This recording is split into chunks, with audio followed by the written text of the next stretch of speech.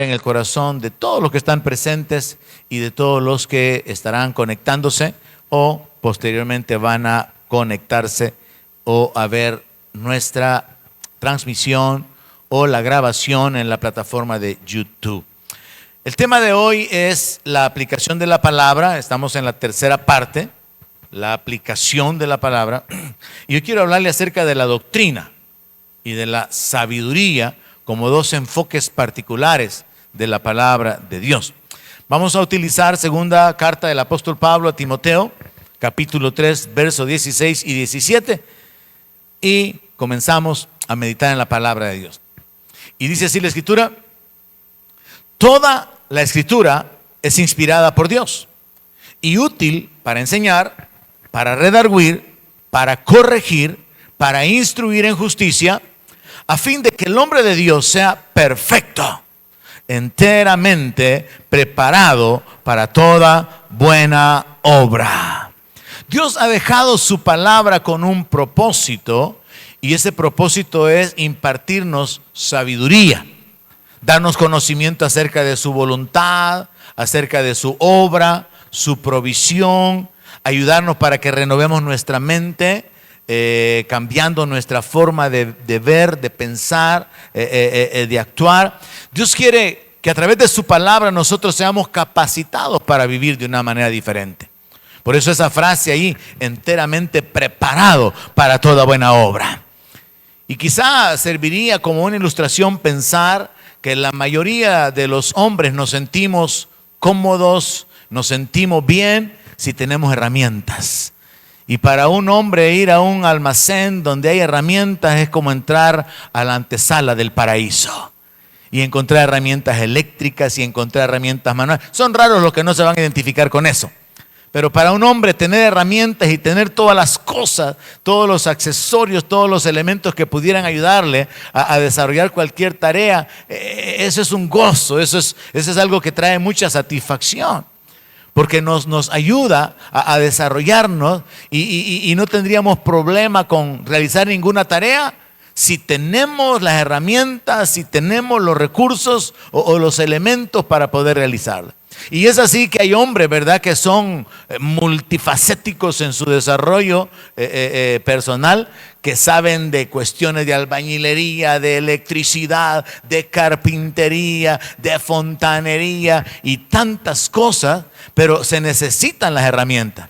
Y cuando un hombre que tiene ese conocimiento, tiene las herramientas, está preparado para cualquier cosa. Y Dios, a través de su palabra, quiere que estemos preparados para todas las cosas. Para echar fuera demonios, para orar por otros, para guiar a la gente a la salvación, para ministrar sanidad, para consolar, para animar, para sacar de las tinieblas, para derribar argumentos. Dios quiere que usted esté preparado completamente. Pero ¿de qué va a depender? Que usted conozca la palabra. Así como depende el hombre de las herramientas para realizar cualquier actividad, nosotros dependemos del conocimiento de la palabra para poder estar capacitados y enteramente preparados para toda buena obra. Ahora, para efectos de darle seguimiento a la exposición de la palabra bajo este tema de la aplicación de la palabra, voy a separar la palabra de Dios en dos áreas. La primera es la doctrina. Y cuando hablamos de doctrina vamos a entender que es la enseñanza bíblica sobre la voluntad de Dios, la enseñanza bíblica sobre el plan divino, sobre la provisión que Dios ha hecho, sobre la obra de Dios. La doctrina es la enseñanza que nos revela lo que Dios ha hecho, lo que Él quiere hacer, lo que establece los propósitos y la voluntad de Dios. La segunda parte, la sabiduría, es un conocimiento práctico. Dios quiere que seamos sabios. Y la palabra dice que si a alguno le hace falta sabiduría, que la pida a Dios, el cual la da abundantemente. Dios quiere que usted conozca doctrina, pero Dios quiere que usted sea sabio. Son dos cosas diferentes. La sabiduría es un conocimiento práctico que usted puede aplicar en la vida. Todo creyente verdadero, con el correr de los años, tiene que conocer la doctrina. ¿Cuál es el marco doctrinal que gobierna, que lo establece en su fe? Todo creyente, con el correr de los años, tiene que haber acumulado sabiduría, un conocimiento que lo puede aplicar, que lo puede llevar a la vida natural y que va a traer beneficios a su vida. Así que si hablamos de la palabra, entendamos bajo este enfoque de quererlo poder asimilar o digerir más fácilmente, entendamos que toda la palabra que encontramos en la Biblia la podemos dividir en doctrina y en sabiduría. Y Dios quiere que usted conozca la doctrina, la sana doctrina, y que usted también camine en sabiduría. Ahora, a manera de reflexión, me surgieron un par de preguntas mientras hacía mis notas. ¿Cuánta doctrina conoce usted? ¿Cuánta doctrina? ¿Cuánta doctrina usted entiende y tiene la capacidad de poder compartirla? Y algo más, ¿y cómo está seguro que la doctrina que conoce es la doctrina correcta? ¿Qué tanto la domina? ¿Qué tanto fundamento tiene en la palabra de Dios en cuanto a lo que usted cree que es la sana doctrina? Luego la segunda pregunta sería, ¿cuánta sabiduría posee usted y está aplicando? ¿Y qué beneficios está recibiendo por vivir con sabiduría? La Biblia nos enseña a través del libro de Proverbios, un libro que escribió Salomón, nos enseña este principio que estoy tratando de compartirle esta mañana.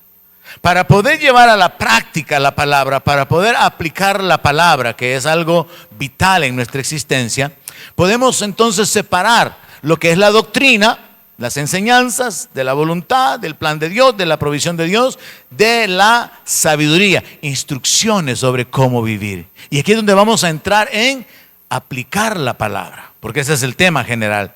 Proverbios capítulo 1, versículo 1, dice así: los proverbios de Salomón, hijo de David, rey de Israel, para entender sabiduría y doctrina. Yo me sentí así como emocionado porque mientras estaba pensando durante la semana, la tercera parte de la aplicación de la palabra, para allá voy el domingo, la tercera parte de la aplicación de la palabra. Y comenzaba yo en mi corazón, en mi mente, a meditar por dónde, qué camino habría de tomar para poder transmitir la palabra. Y venía a mí este razonamiento, lo que acabo de compartirle. Todo el contenido bíblico, toda la enseñanza bíblica la podemos separar en la doctrina y en la sabiduría. ¿Y cuál no fue mi sorpresa cuando encuentro al sabio Salomón hablar de esas dos cosas? Y dije yo, como que algo se me ha pegado, ¿verdad? Dije yo, como que ando en el camino correcto. Porque miren lo que dice aquí: los proverbios de Salomón, hijo de David, rey de Israel, para entender sabiduría y doctrina, para conocer razones prudentes, para recibir el consejo de prudencia, justicia, juicio y equidad. Y ahí continúa argumentando cuál es el propósito de los proverbios. Pero yo solo me quedo y llamo su atención hacia esas dos palabras: para entender sabiduría y doctrina. Usted debe conocer la doctrina bíblica, y usted debe ser una mujer sabia, un hombre sabio. Una mujer sabia edifica su casa. Un hombre sabio fundamenta su casa sobre la roca. Son dos cosas diferentes. Usted puede tener mucha doctrina. Usted puede conocer sobre la doctrina del arrebatamiento. Usted puede conocer la doctrina de las 70 semanas, la doctrina del nuevo nacimiento. Usted puede conocer mucha doctrina y puede no ser sabio. Amén. O usted puede ser sabio aplicando principios prácticos de la palabra y no conoce mucha doctrina. Pero ¿qué leímos? Que la escritura es útil para enseñar, para redarguir, para corregir, para instruir, a fin de que usted sea perfecto, enteramente preparado para toda buena obra.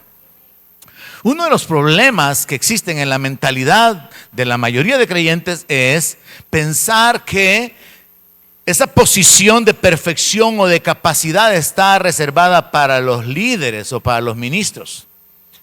Pero cuando la palabra de Dios habla acerca del hombre de Dios perfecto y preparado para toda buena obra, no está hablando de pastores. Está hablando de todos los miembros del cuerpo de Cristo.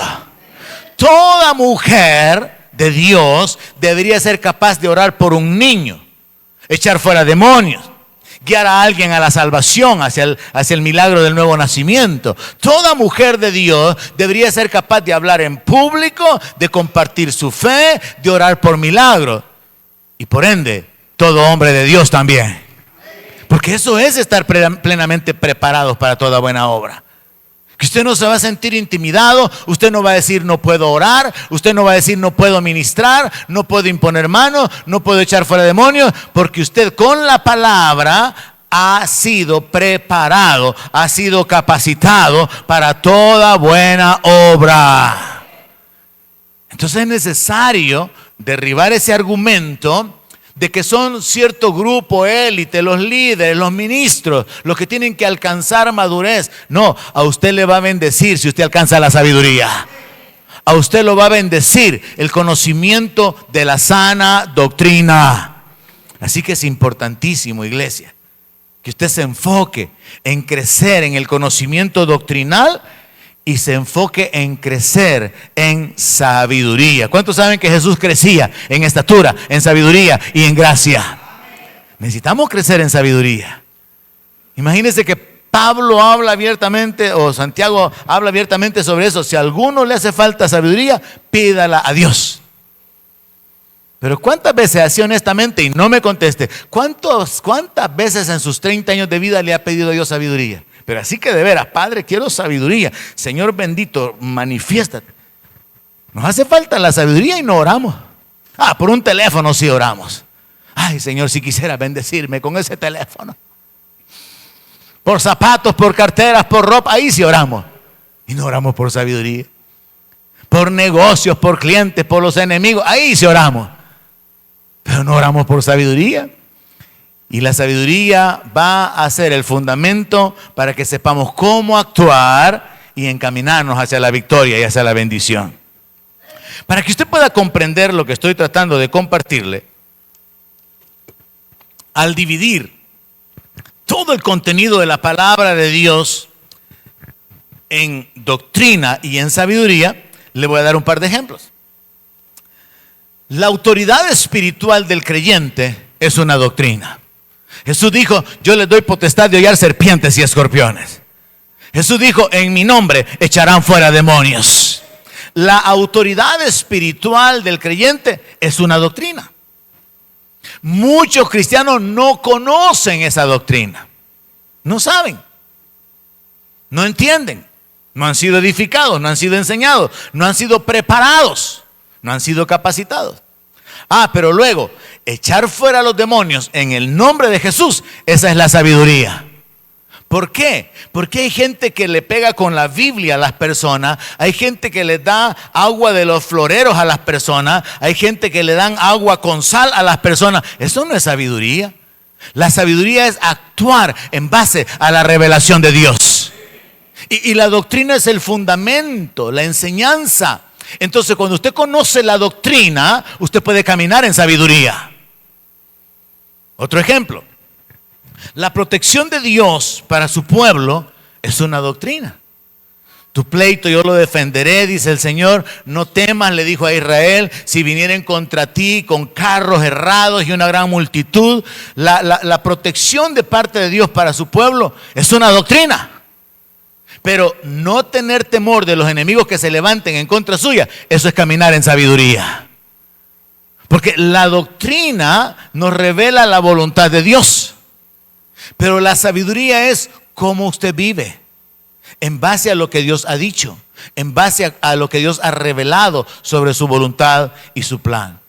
Espero que al finalizar de la exposición de la palabra usted haya comprendido, y si hasta este momento no me ha entendido nada, ahorita mismo ore, dame sabiduría, Señor. Y también dale al pastor para que hable como tiene que hablar y que no se enrede, ahí en lo secreto. Entonces veamos algunos ejemplos sobre doctrinas y algunos ejemplos sobre la sabiduría. Las doctrinas son las enseñanzas que nosotros tenemos que conocer.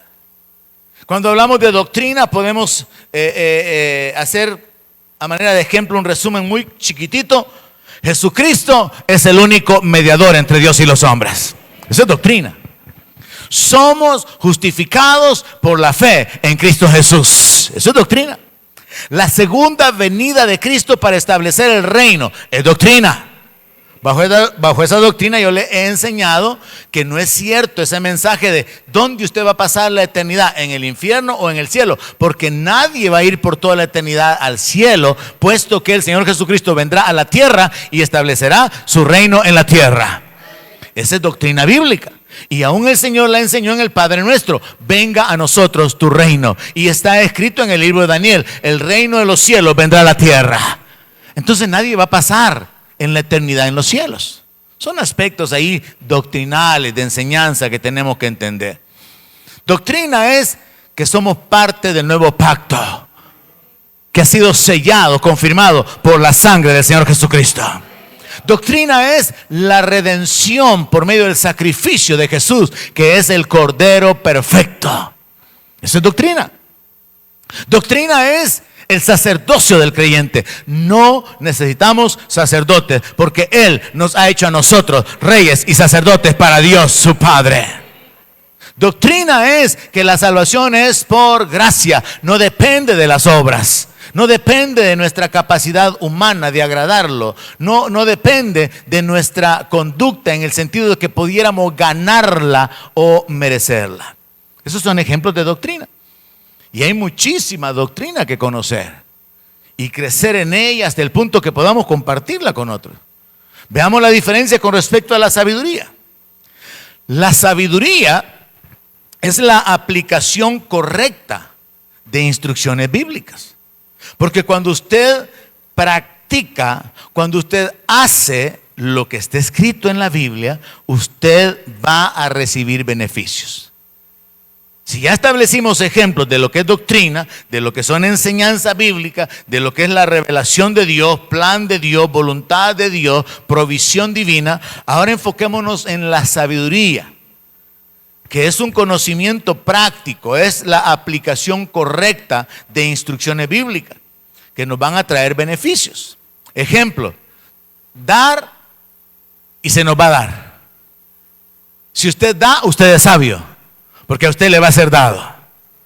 No juzgue y no va a ser juzgado. Eso es ser sabio, eso es practicar la sabiduría. Perdone a quien lo ofenda, porque también su Padre en el cielo lo va a perdonar a usted. Sea misericordioso, porque los misericordiosos alcanzarán misericordia. Vea la diferencia.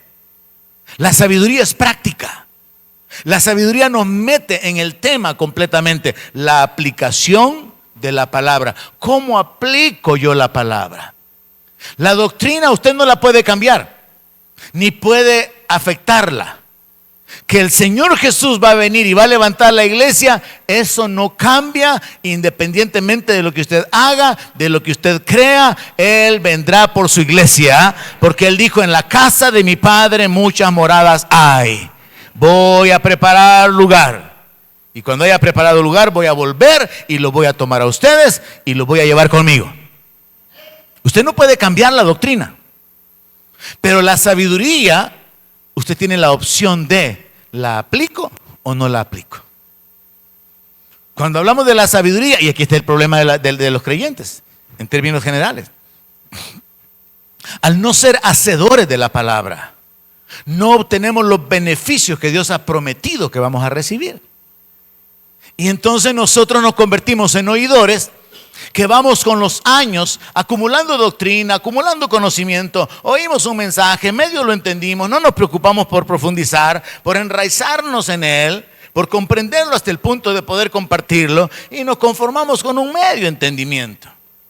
Y cuando se habla de la sabiduría, hay ciertos principios, instrucciones que deberíamos de cumplir, pero nos reservamos el derecho de lo que queremos hacer, de lo que consideramos que sí deberíamos de hacer y lo que no haríamos. Y nos robamos a nosotros mismos los beneficios por no ser sabios. Por ejemplo, ¿cuántos saben que es sabio ahorrar? Como la mitad. ¿Y cuántos de los que dijeron amén ahorran? Como la mitad de la mitad. Y eso es en la Biblia. Mira la hormiga perezosa. No solamente trabaja, sino que también guarda. ¿Y cómo es que una cosita tan chiquitita, hermano, tiene más sabiduría que usted tan grandote? Póngase usted a pensar. Mire, cuando pueda, consíguese una hormiguita y se acuerda de mí y quédesele viendo. Mírela mientras camina. Y si es posible, se anda trabajando, que andan cargando, andan jalando la comida para meterla en su cuevita, en su madriguera, como se sea que se llame. Y lo hacen con un propósito, con una visión de guardar para cuando venga el invierno. Nosotros no, ¿verdad? Nosotros somos tan arrechos que no gastamos el sueldo del otro mes, ¿verdad? Hacemos proyecciones y ya el aguinaldo ya está endeudado. No le digo, pues, nos hace falta ser práctico en nuestro proceder con respecto a la palabra de Dios. ¿Cuántos ya me están entendiendo? Ok, entonces vámonos ya. Hay tantas cosas que podemos aplicar de la palabra y nosotros mismos nos perdemos los beneficios al no hacerlo. Instrucciones que al final únicamente van a traer beneficios a nuestra vida. Ahora, siguiendo con la línea de separar, porque quiero que le quede claro lo que es doctrina y lo que es la sabiduría. Hablando de las doctrinas dividen a las iglesias. Se dice que hay miles y miles de grupos protestantes. Cuando se incluyen ahí a los mormones, testigos de Jehová, adventistas, fe en Jesús, cuando se incluye allí un montón de movimientos proféticos, apostólicos, se dice que hay miles y miles de denominaciones evangélicas. Y por eso comencé preguntándole, ¿cuánta doctrina conoce usted? Y luego le pregunté bajo esa misma premisa, ¿y cómo está seguro que esa es la sana doctrina? Lo que usted cree. Porque usted puede estar aquí por 27 años oyendo la palabra, pero no se ha enraizado en el conocimiento bíblico. Usted puede estar aquí por 27 años, pero no está siendo sabio, no está aplicando los principios de la palabra que lo llevan a la bendición, a la victoria.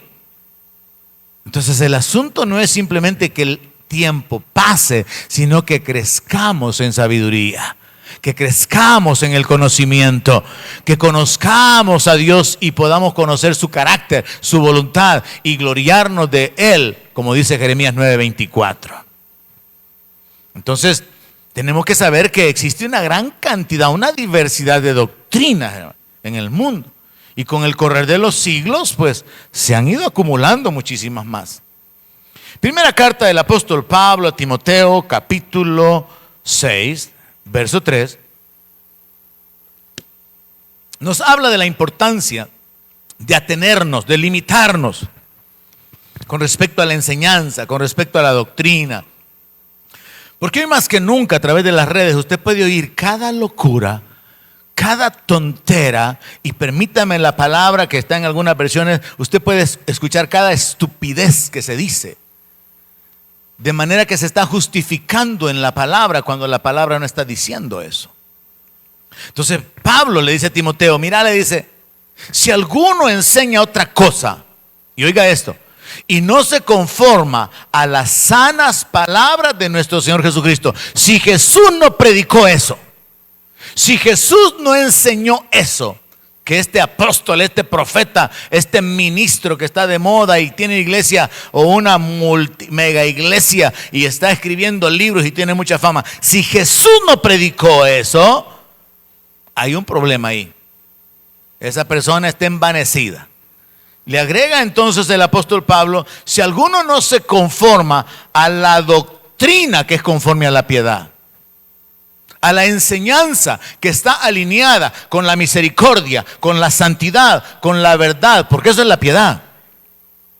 Entonces Pablo le dice a Timoteo, este es el marco de referencia, lo que el Señor Jesús enseñó y la doctrina que se atiene, que se enfoca en la piedad, que está de acuerdo a una vida piadosa, a una vida de misericordia, de santidad, de temor, a una vida de sacrificio, de entrega, de negación, Porque la sana doctrina está ligada a la piedad. La sana doctrina está limitada a las enseñanzas de nuestro Señor Jesucristo.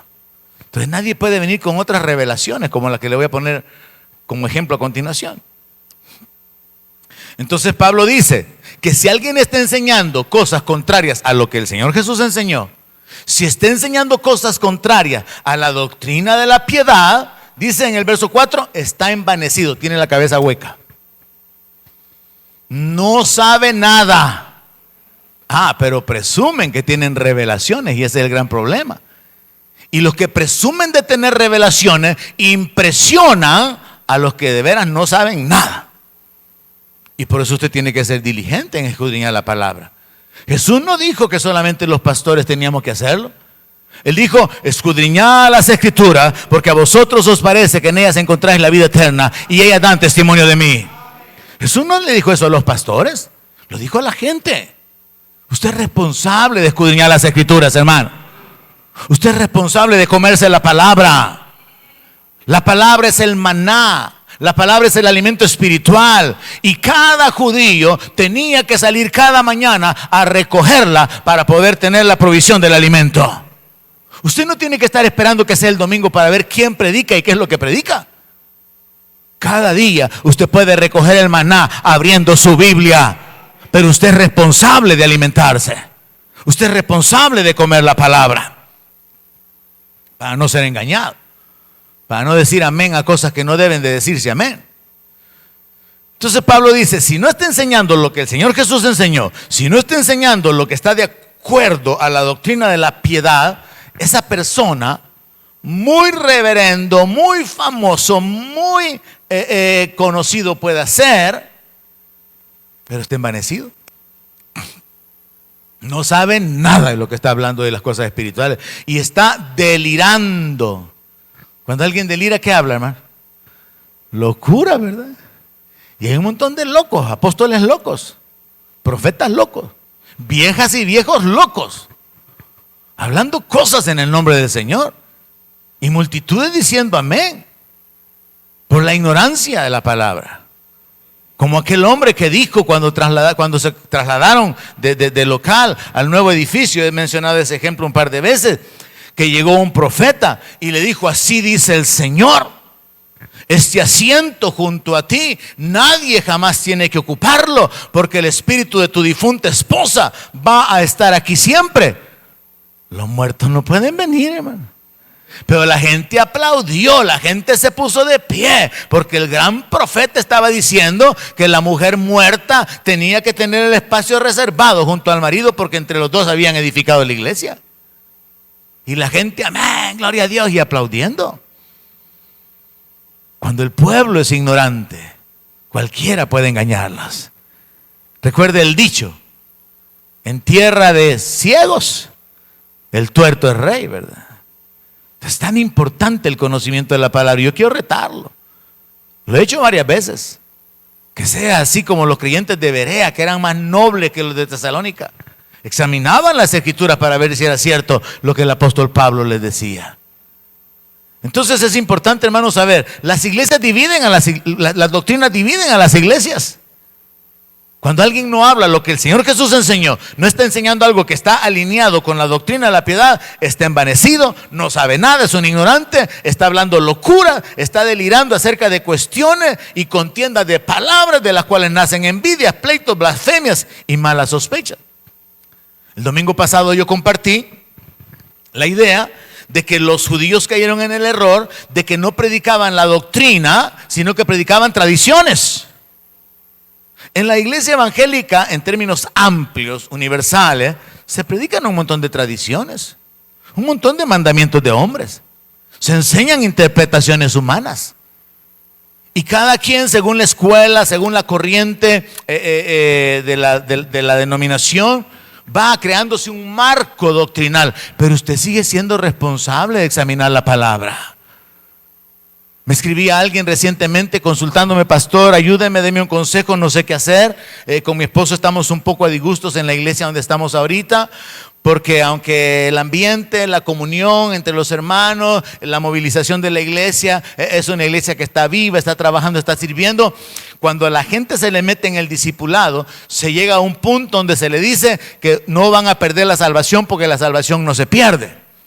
Pero llegan a un punto donde tocan este asunto de que aún si alguien se suicida sigue siendo salvo. Y entonces no hayamos qué hacer, porque nosotros sabemos que el creyente puede desviarse. Y bíblicamente, hermano, la palabra dice que no descuidemos una salvación tan grande. Jesús habló de borrar nombres del libro de la vida. Jesús dijo que los que recayeron después de haber recibido el Espíritu, después de haber conocido la palabra, no pueden ser restaurados. La palabra nos habla de que el que volviere atrás no agradará al Señor. Pero la iglesia evangélica está dividida en cuanto a eso. Los que creen que la salvación no se pierde, pase lo que pase, haga lo que el creyente haga. Y los que creemos que tenemos que cuidar de nuestra salvación con temor y temblor. Así que la iglesia está dividida por doctrinas, por interpretaciones. ¿Y qué es lo que usted cree? ¿Y por qué está seguro que lo que usted cree es verdad? Una mujer muy famosa, muy influyente en las redes, una pastora, enseña en uno de los videos, a manera de ejemplo, de que para poder ser salvo se necesitan 100 puntos. Y que Jesús ya pagó 60 puntos. Y que a usted y a mí nos corresponde ganar 40 puntos más. Y la gente acepta la enseñanza. ¿Por qué? Porque en tierra de ciegos el tuerto es rey. Y la gente dice amén a eso. Y la gente acepta eso. Otros han sido enseñados en que los elegidos van a volver a Dios aunque se alejen y vivan en el pecado y se hundan, porque son elegidos y no se pueden perder. Pero Jesús le dijo aún a los apóstoles, Juan 6:66, cuando mucha gente le dejó y se volvieron atrás, Jesús les dijo: ¿se quieren ir ustedes también? Es una decisión perseverar, es una decisión morir en la fe, es una decisión llegar al final de nuestros días y decir: he peleado la buena batalla, he terminado mi carrera, he guardado la fe, la corona me está reservada. Es una decisión. Doctrina, doctrina, doctrina. Es importante conocer la doctrina y saber que es la sana doctrina. Arrebatamiento. Muchas iglesias piensan que el arrebatamiento, nosotros creemos esto, va a suceder antes de la gran tribulación, para ser librados de la hora de prueba que viene sobre el mundo. Ya ahorita últimamente se ha puesto mucha alerta en la gente, porque ya comenzaron a implantar el chip literalmente en la mano de la gente.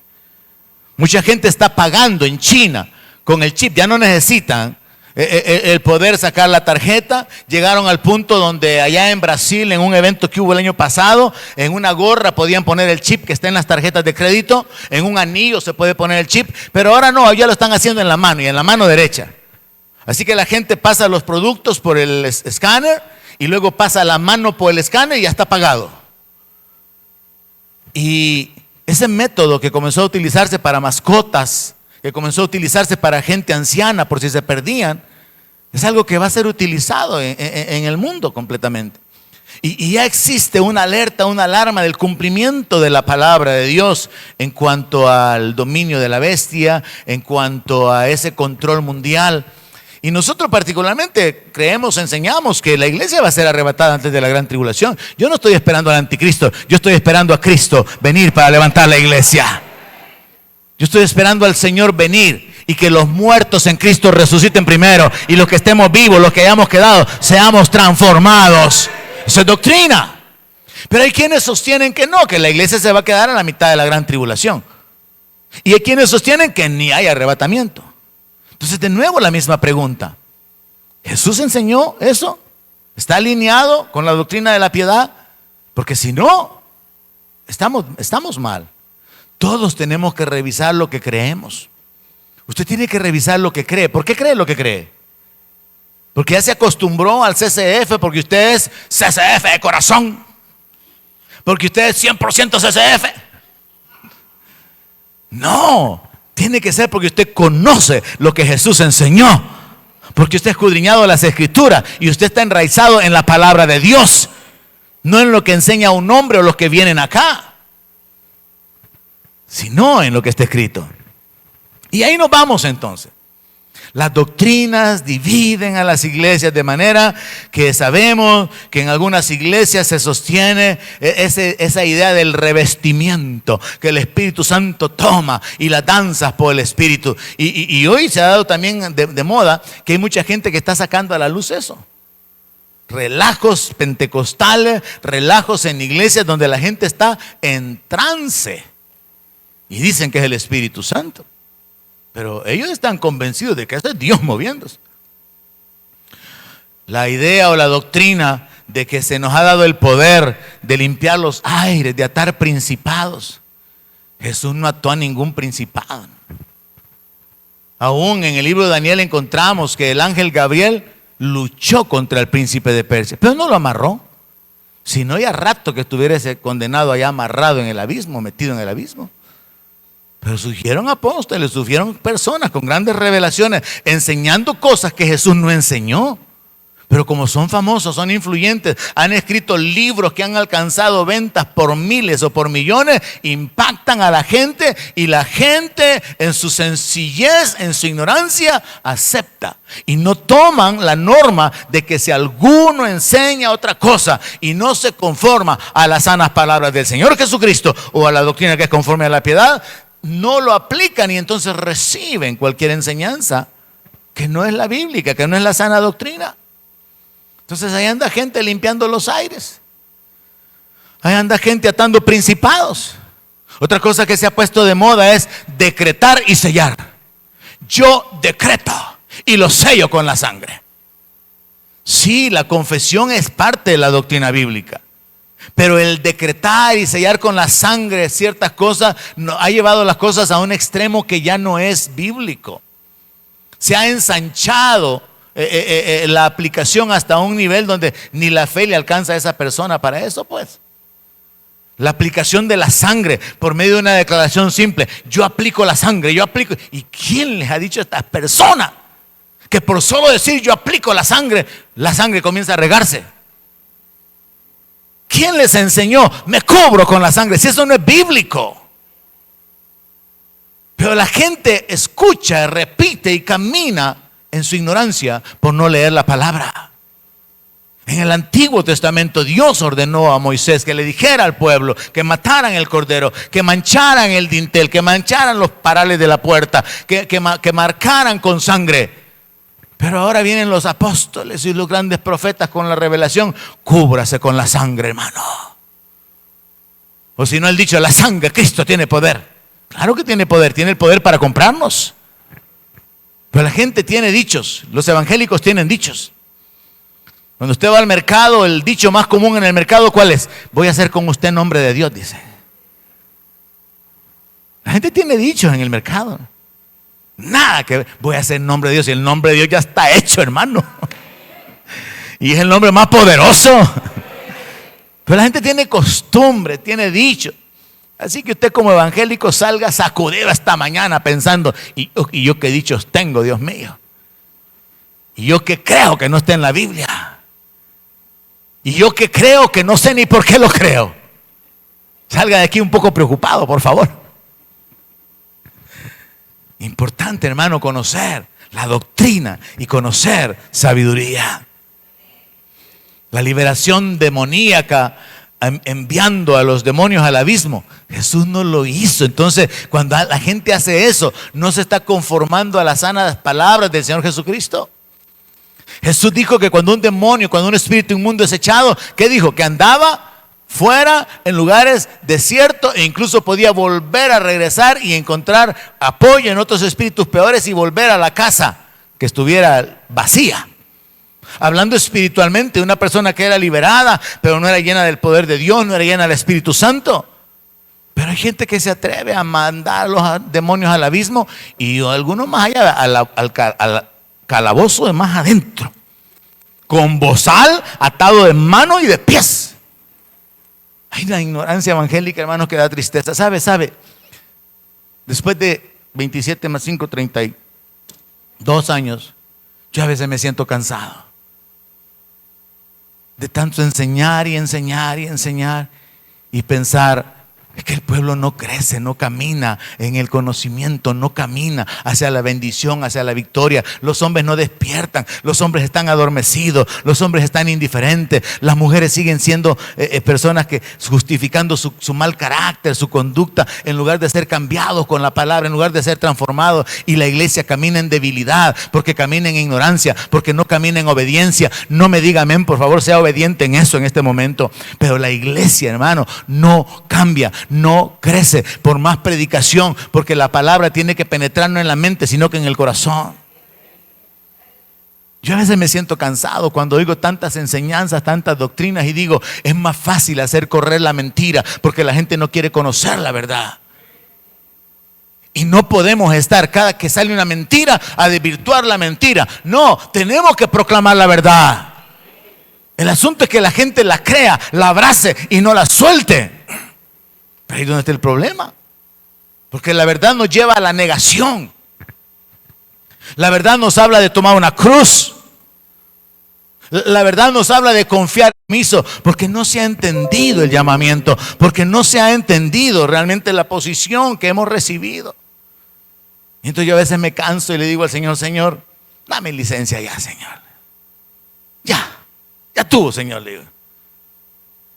Digamos que fueron 25 años, Señor, le digo ya. Porque realmente cuando oigo tonteras, cuando oigo tanta enseñanza, me siento inquieto espiritualmente y pienso, los creyentes que han sido enseñados con la verdad tendrían que tener la capacidad de derribar esos argumentos. Tendrían que tener la capacidad de sacar a la gente de las tinieblas, de la confusión, y llevarlos a la luz. Pero a veces aquellas personas que creíamos más espirituales, que profetizaban, aquellas personas que crecieron en el evangelio, aquellas personas que quizás estimábamos como gente más elevada, son las que salen con unas barrabasadas, decía mi papá. Que no sé qué significa, pero usted déjeme usar la palabra porque suena bonito. O sea, cosas de Barrabás, pues. Entonces uno a veces puede sentirse decepcionado al ver que aquellos que considerábamos maduros, aquella mujer que considerábamos una persona a quien imitar, sale con conductas, con actitudes de dureza, sale sin vivir con sabiduría, sin aplicar la palabra. Entonces a nosotros que nos sirva para reflexionar, tenemos que plantarnos en las palabras del Señor Jesucristo, tenemos que conocer la sana doctrina. Pero también tenemos que caminar en sabiduría, aplicar las instrucciones bíblicas que van a traer beneficios a nuestra vida, que nos van a sostener en el día malo, que nos van a ayudar a atravesar el desierto, nos van a ayudar a atravesar el valle de sombra de muerte, porque sabemos que el Dios de los cielos ha dicho, no te dejaré, no te desampararé, te voy a sostener con mi diestra. Y permanecemos adelante, porque conocemos la doctrina, conocemos la voluntad, conocemos el carácter y aplicamos el principio. Doctrina y sabiduría. Bonito el mensaje, ¿verdad? Gracias, hermana Mirna. A mí me gustó, ya somos dos. Así que, mis hermanos, el reto personal es aplicar bien la palabra. Segunda de Timoteo, capítulo 2, verso 15. Pablo le dice a Timoteo, mira, le dice, esforzate, ocúpate, trabaja en esto. Procura con diligencia presentarte a Dios aprobado, como obrero que no tiene de qué avergonzarse. Y aquí viene la frase perfecta para el tema, que usa bien la palabra de verdad. Usar bien la palabra, no andar inventando, no andar hablando cosas huecas, sin sentido. No andar asegurando cosas ni enseñando cosas que no tienen respaldo en la palabra de Dios. Procura con diligencia presentarte a Dios aprobado. Como un obrero que no tiene de qué avergonzarse y que usa bien la palabra. Es un reto, hermanos. Es un reto para usted. La división o la dirección o la aplicación de esta palabra podría ser doble. Número uno, voy a hacerlo para todo predicador, para todo aquel que enseña la palabra. Aquí localmente, mis hermanos llamados y levantándose para predicar, significa no invente, no se desvíe, no confunda, no hable algo que no entiende o algo que no puede fundamentar en la palabra de Dios. Porque mire, hay grandes ministros enseñando cosas que revelan que no están usando bien la palabra de verdad, como aquel hombre que le he mencionado, que dijo bien emocionado y corriendo sobre la plataforma: puedo asegurarles algo, el primer pecador que Jesús salvó fue Judas. No tengo texto bíblico para decírselo, pero estoy seguro que Judas corrió y abrazó al Señor. Y la gente poniéndose de pie y aplaudiendo a usted. Y Jesús no dijo que era el hijo de perdición, pues. Pero cuando los ciegos no miran la palabra, el tuerto los engaña. ¿Alguien me está entendiendo? A mí me llamaron ciego guía de ciegos en las redes hace algún año. Usted es responsable de ser ciego. Su responsabilidad si usted es un ciego. ¿Me están entendiendo?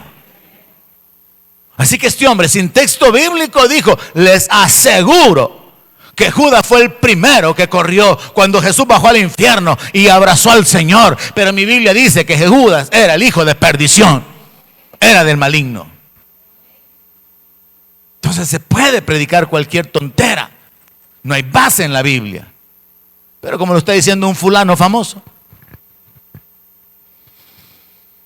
esta misma mujer que enseña que si en teoría, a manera de ejemplificar, necesitamos 100 puntos para ser salvos y Jesús ya ganó 60 puntos y los otros 40 dependen de usted, esta misma mujer enseña una tontera diciendo que cuando Jesús estuvo 40 días en el desierto, cuando Él estuvo en oración para que el Espíritu Santo, después de que el Espíritu Santo viniera sobre Él y fue llevado al desierto, Él estuvo en intercesión y se va por ahí por el tema de que Jesús es el intercesor, que Él ora por nosotros, etcétera, etcétera, etcétera, y sale con una revelación al estilo barrabasada.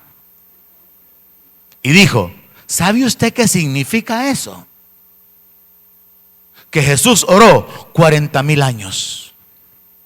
Porque para el Señor 1000 años son como un día.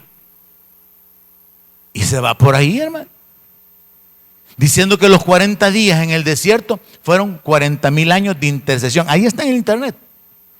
No lo vaya a buscar porque me voy a enojar que mis prédicas no las busquen y eso sí le interesa. Tranquilo, tranquilo. Imagínense.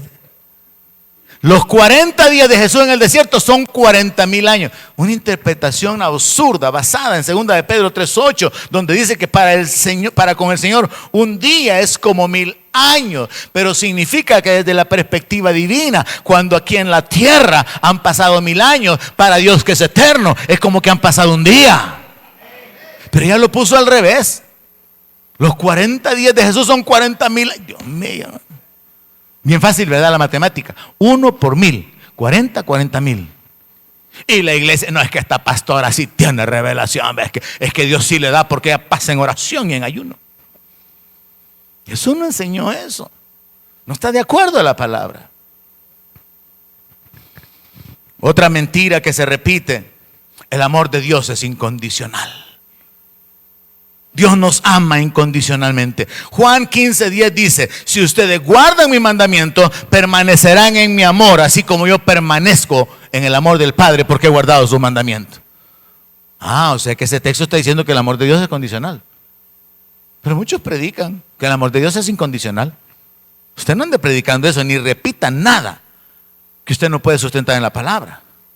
Esta otra ha sido repetida miles de veces. Dios ama al pecador, Dios aborrece el pecado. Y hasta con un estilo bien espiritual: Dios aborrece el pecado, pero Dios ama al pecador. Mentira, mentira.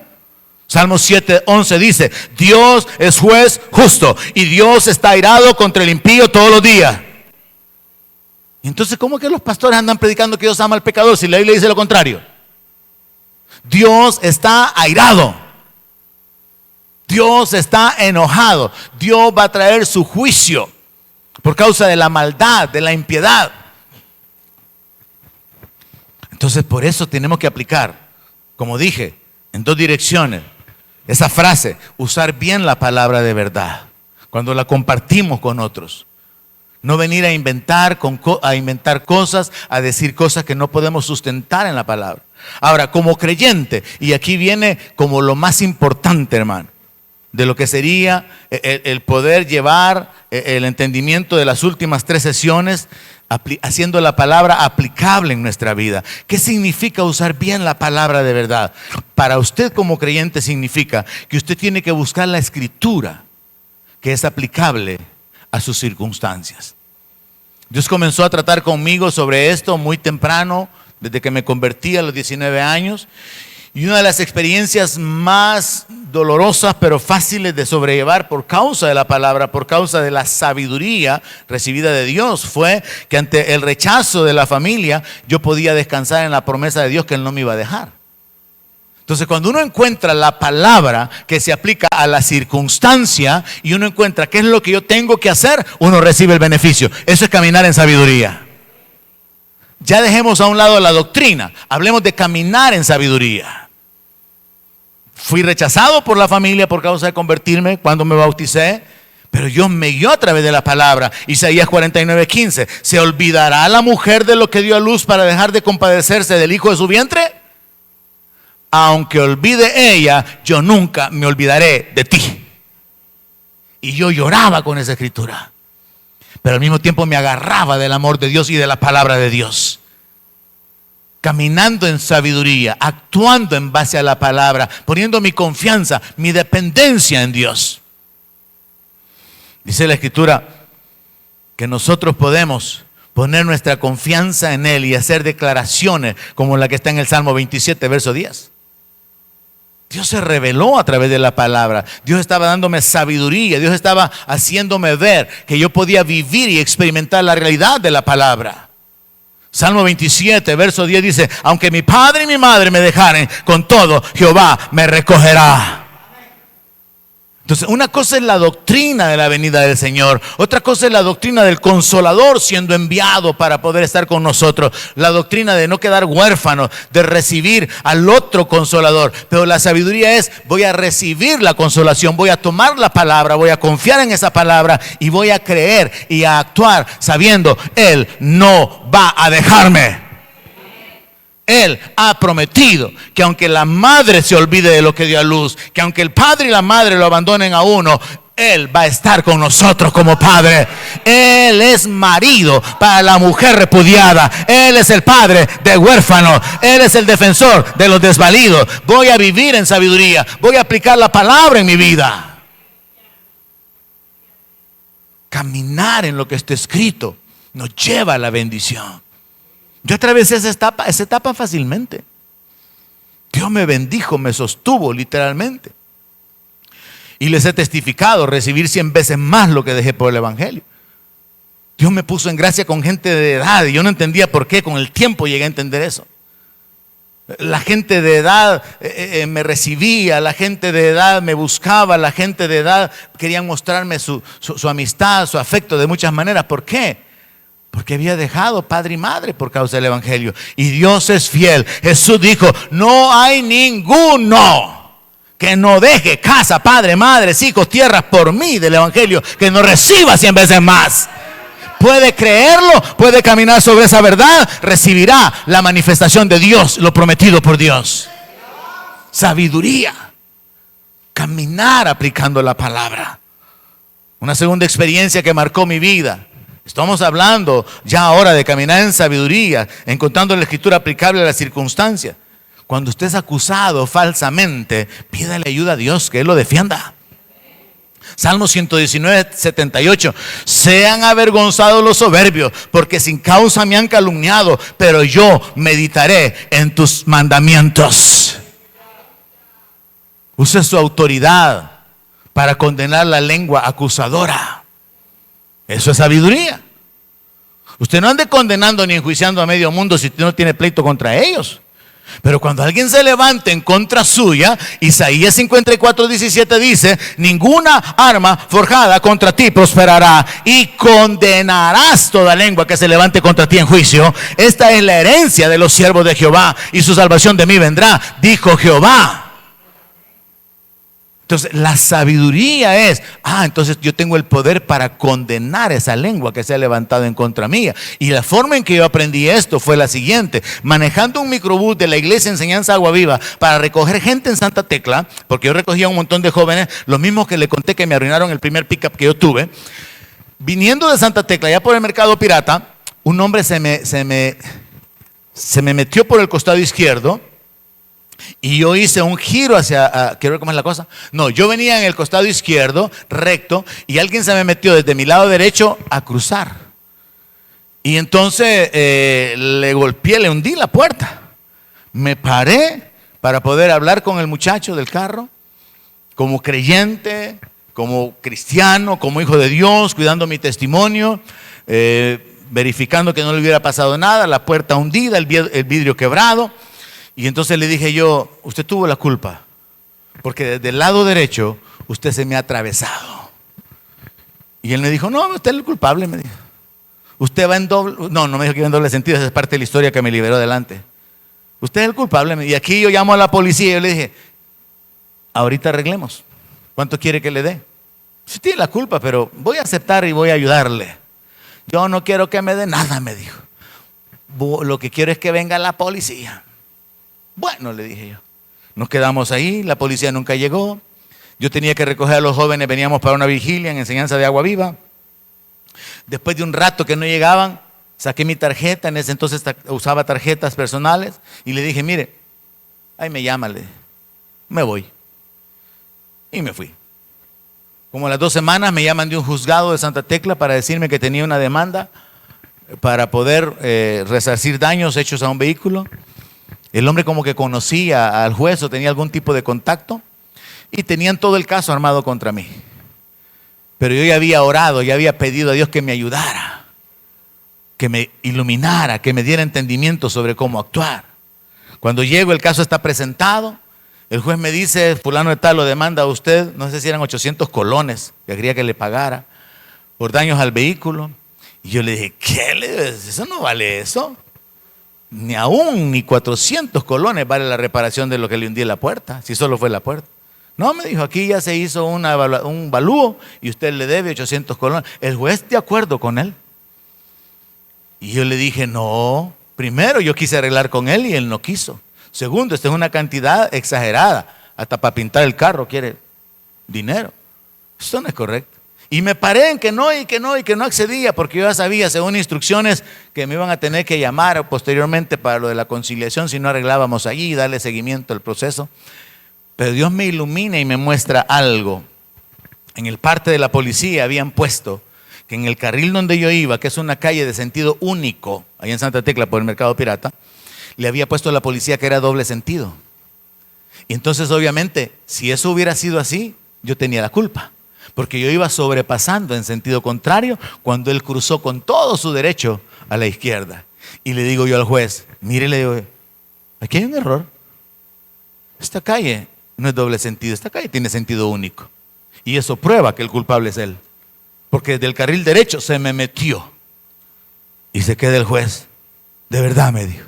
Sí, le dije, de verdad, le dije. Mande a llamar a la policía, le dije, y que le traigan un parte correcto y que le corrijan. Y se le queda viendo. Y no hallaba qué hacer. El caso se le vino abajo en un momento y le dijo a él, mira, le dijo, ponete de acuerdo con él. Y ahora yo ya era, llegué como así como pitufo, pero ahora yo ya era un gigante, hablando fuerte. Pues sí, me dijo, pero arreglemos, me dijo el hombre, porque miren, nos van a estar llamando y vamos a estar perdiendo el tiempo. Yo vengo cada vez que me llamen, le dije. No, que mire, que déme aunque sea la mitad. No, le dije yo. Allá yo le ofrecí ayudarle. Hoy que se quieren aprovechar de mí, no, le dije, porque ustedes se quieren aprovechar de mí. Y con esto yo pruebo de que yo no tengo la culpa, el culpable es usted, así que no le voy a dar ni 5. Pero yo, hermano, hablando así como cuando usted se siente que verdad, que nadie le puede hacer nada, pues. Y yo salí de ahí, hermano, y Dios me recordó esta palabra, porque había sido enseñado en Agua Viva, caminar en autoridad, aplicar la palabra. Yo salí de ahí, hermano, hasta con el pecho más grande.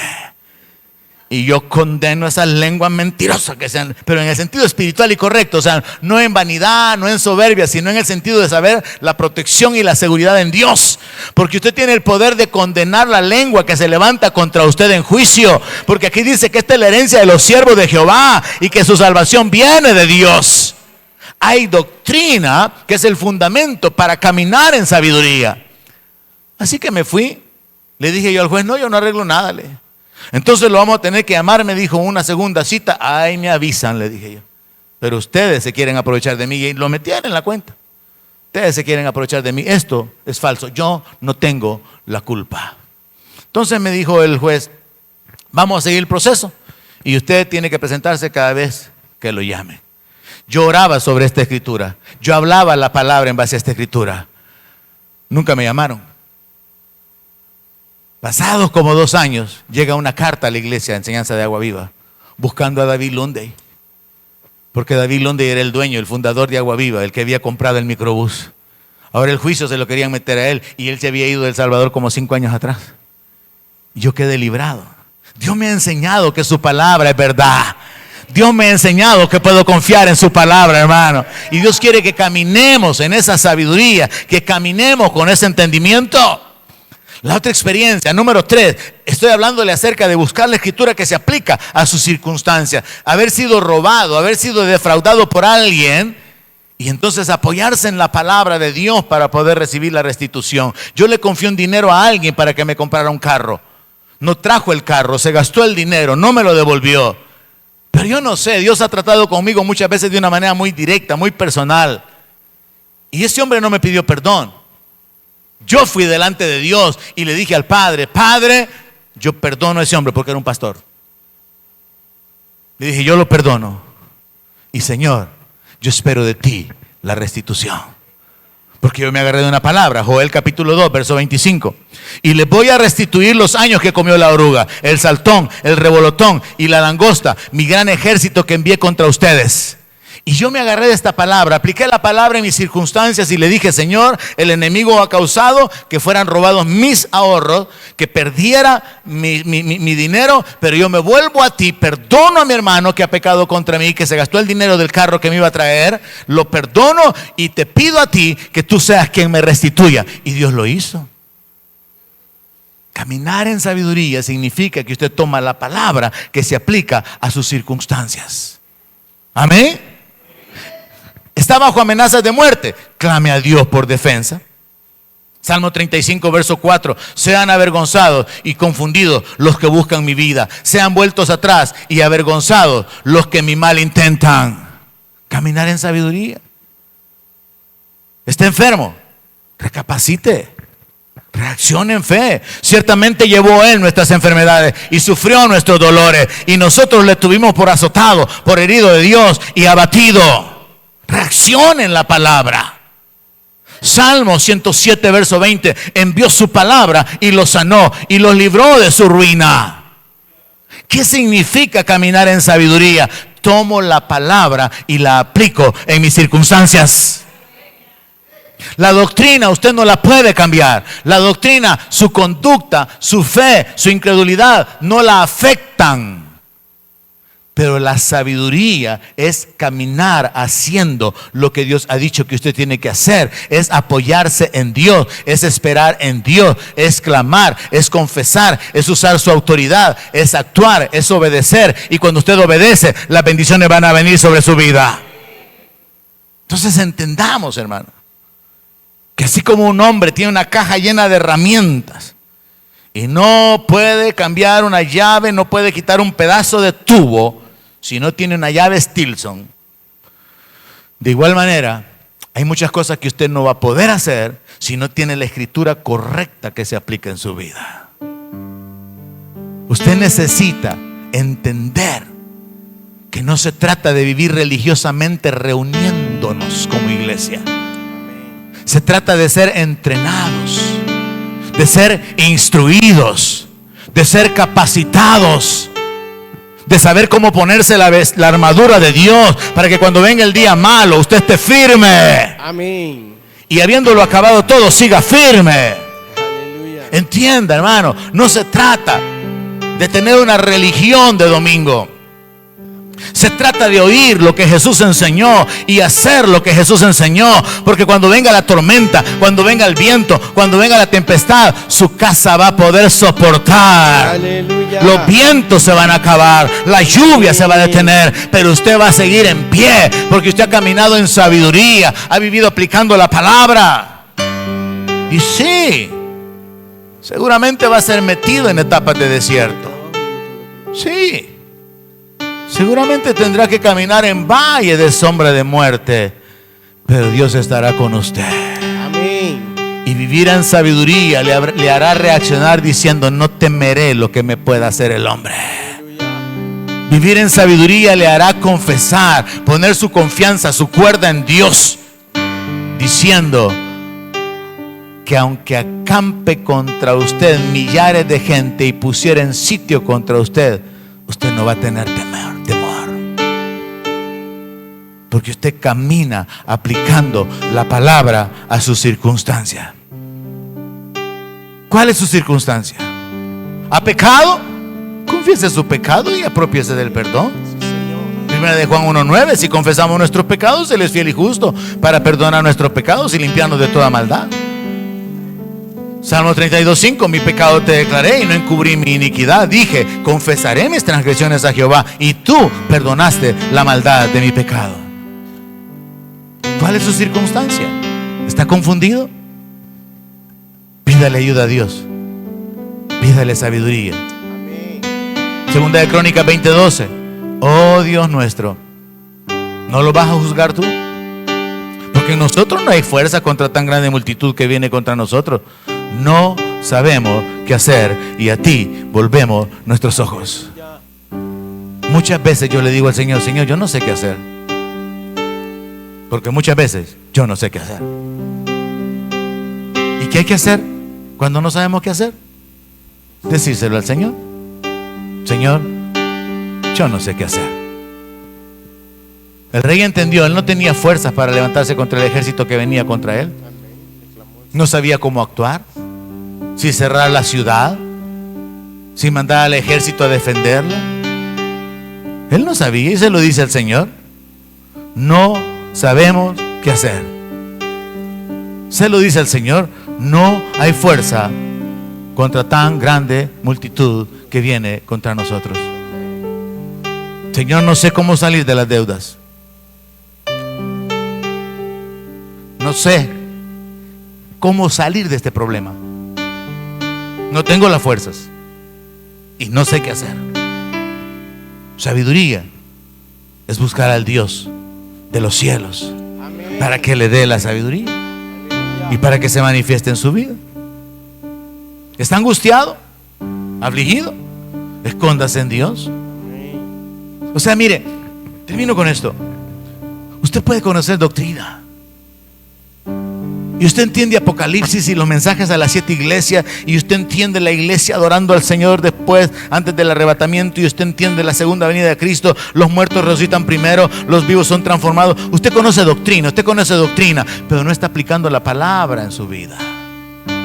Y cuando está afligido, cuando está angustiado, no haya que hacer, porque conoce doctrina pero no está caminando en sabiduría. Si esa es su circunstancia, escóndase en Dios. Confiese o declare su confianza en Él. Ponga su confianza en Él. Salmo 32:7: tú eres mi refugio, me guardarás de la angustia, con cánticos de liberación me vas a rodear. Salmo 71:3: sé para mí una roca de refugio a donde recurra yo continuamente. Usted tiene que recurrir al Señor. Usted puede ser un maestro de Biblia, usted puede ser un buen predicador, usted puede ser alguien que conoce palabra, pero no está siendo sabio. No está aplicando la palabra, y le estoy hablando de aplicar la palabra. Sé para mí una roca de refugio a donde recurra yo continuamente. Oiga esto: tú has dado mandamiento para salvarme. Cuando yo meditaba en esto pensaba: qué tremendo que Dios no solamente dice en su palabra que no nos va a dejar ser tentados más allá de lo que podemos soportar. O sea que Él permite la prueba de acuerdo a la condición personal, y Él no le va a permitir al enemigo una tentación sobrehumana. Él sabe, Él pone un límite. Pero cuando pensamos acá en el caso, por ejemplo, de Daniel, cuando el ángel Gabriel se le revela, le dice: varón muy amado, desde el momento que te dispusiste a orar, yo fui enviado. Pero me detuvo el príncipe de Persia. entendemos un principio. Dios está atento a las oraciones de sus hijos. Dios se mueve, Dios se manifiesta, Dios cambia las circunstancias, pero estamos en guerra y por eso es que a veces nos va a tocar atravesar el desierto, nos va a tocar atravesar el valle de sombra de muerte.